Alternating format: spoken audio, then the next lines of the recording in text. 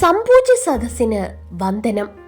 ബഹുമാനപ്പെട്ട അധ്യാപകരെ, എൻ്റെ പ്രിയ കൂട്ടുകാരെ, 2024 ഓഗസ്റ്റ് 15 ഇന്ത്യ അതിൻ്റെ 78ാം സ്വാതന്ത്ര്യദിനം ആഘോഷിക്കുകയാണല്ലോ. ബ്രിട്ടീഷ് അടിച്ചമർത്തലിനെതിരെ പോരാടി ഭാരതം സ്വാതന്ത്ര്യം നേടിയതിൻ്റെ ആവേശപൂർവമായ ഓർമ്മ പുതുക്കലാണ് ഓരോ ഓഗസ്റ്റ് 15. ബ്രിട്ടീഷുകാരിൽ നിന്ന് സ്വാതന്ത്ര്യം നേടുന്നതിൽ മോഹൻദാസ് കരംചന്ദ് ഗാന്ധിയുടെ പങ്ക് നിർണായകമായിരുന്നു. നമ്മൾ സ്വാതന്ത്ര്യദിനം ആഘോഷിക്കുന്നത് മഹത്തായ ജനാധിപത്യത്തിൻ്റെ ഭാഗമായാണ്. നമുക്കോരോരുത്തർക്കും നിരവധി സ്വത്വങ്ങളുണ്ട്. ജാതി, മതം, ഭാഷ, പ്രദേശം എന്നിവയ്ക്ക് പുറമെ നമ്മുടെ കുടുംബങ്ങളുമായും തൊഴിലുകളുമായും നമ്മൾ തിരിച്ചറിയപ്പെടുന്നു. എന്നാൽ എല്ലാറ്റിനും ഉപരിയായി ഒരു ഐഡന്റിറ്റി ഉണ്ട്.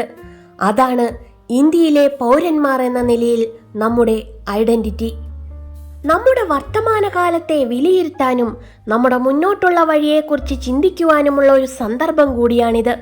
വർത്തമാനകാലത്തിലേക്ക് നോക്കുമ്പോൾ ലോകവേദിയിൽ ഇന്ത്യ അതിൻ്റെ ശരിയായ സ്ഥാനം വീണ്ടെടുക്കുക മാത്രമല്ല, അന്താരാഷ്ട്ര ക്രമത്തിൽ അതിൻ്റെ സ്ഥാനം ഉയർത്തുകയും ചെയ്തതായി നമുക്ക് കാണാം.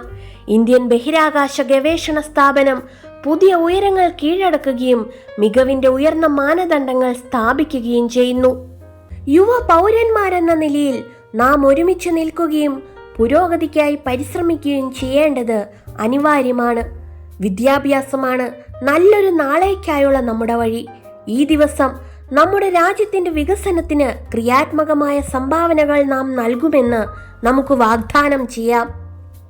നമ്മുടെ സ്വാതന്ത്ര്യത്തിനായി ധീരമായി പോരാടിയവരെ ഈ ദിനം നമുക്ക് ഓർമ്മിക്കാം. നമ്മുടെ രാജ്യത്തെ നിർവചിക്കുന്ന ഏകത്വവും നാനാത്വവും പുരോഗതിയും നമുക്ക് ആഘോഷിക്കാം. പുതിയ ആശയങ്ങൾ സ്വീകരിക്കുമ്പോൾ നമ്മുടെ സംസ്കാരം മുറുകെ പിടിക്കുമെന്നും ഒരുമിച്ച് കൈകോർത്ത് വെല്ലുവിളികളെ അതിജീവിക്കുമെന്നും ശോഭനമായ ഇന്ത്യ സൃഷ്ടിക്കുമെന്നും നമുക്ക് പ്രതിജ്ഞ ചെയ്യാം. ഏവർക്കും സ്വാതന്ത്ര്യ ദിനാശംസകൾ.